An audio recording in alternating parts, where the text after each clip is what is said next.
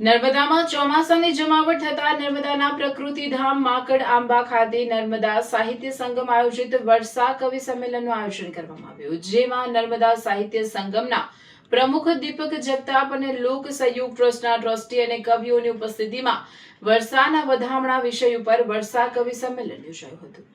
કવિ સંમેલનમાં 18 જેટલા કવિ કવિયત્રીઓએ ભાગ લીધો। એ ઉપરાંત દીપક જગતાપ દ્વારા મનનું ચોમાસું લલિત નિબંધની પ્રસ્તુતિ સાથે વર્ષા કાવ્યની રમઝટ કવિઓએ બોલાવી।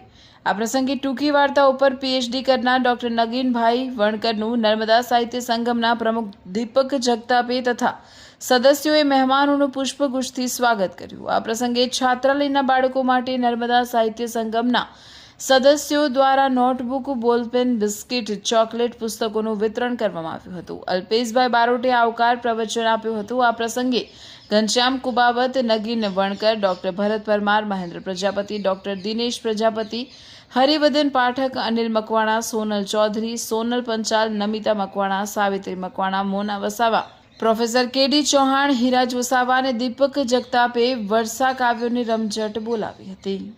હાથ જોડી ક્યાં સુધી બોલાવીએ વરસાદને, ચાલને ભેગા મળીને વાવીએ વરસાદને। એ સ્થળે ઉગી રહેલા ઘર વિશે, ગુના વિશે, એ સ્થળે ઉગી રહેલા ઘર વિશે, ગુના વિશે વૃક્ષની વાતો કરી સમજાવીએ વરસાદને।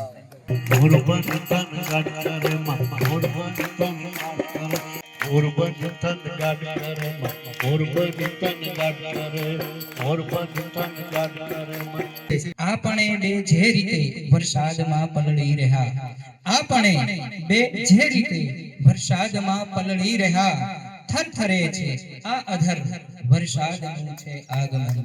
અમારી સંસ્થામાં પહેલી જ વખત કવિ સંમેલનનું આયોજન થયું। અમારા છાત્રાલયના બાળકોને ખૂબ જ રસ પડ્યો। સૌએ ખૂબ આનંદથી કાર્યક્રમનો માણ્યો। આવેલા કવિઓએ પણ પોતે ખૂબ જ સરસ રજૂઆત કરી હતી। ખાસ કરીને આજનું સંમેલન અને જે કવિ સંમેલન હતું એ વર્ષાના ગીતો ઉપર હતું, તો બધાને ખૂબ મજા આવી અને વરસાદના ગીતોનો બધાએ ખૂબ રસથી આનંદ માણ્યો। એમના ખાસ કરીને નર્મદા સાહિત્ય સંગમ દ્વારા જે આયોજન થયું હતું એ ખૂબ જ સુંદર આયોજન હતું, જેનાથી અમારા બાળકોને અને ઉપસ્થિત સૌને વર્ષા ગીતોનો આનંદ મળ્યો હતો। સમગ્ર વિસ્તાર ખૂબ જ વરસાદમય આનંદમય હતો અને વિદ્યાર્થીઓ સાથે મળીને દરેકે ખૂબ જ આનંદ અનુભવ્યું।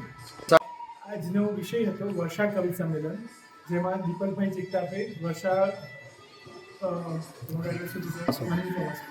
મનના ચોમાસા ઉપર ખૂબ જ ઉમદા લલિત નિબંધ વ્યક્ત કર્યો।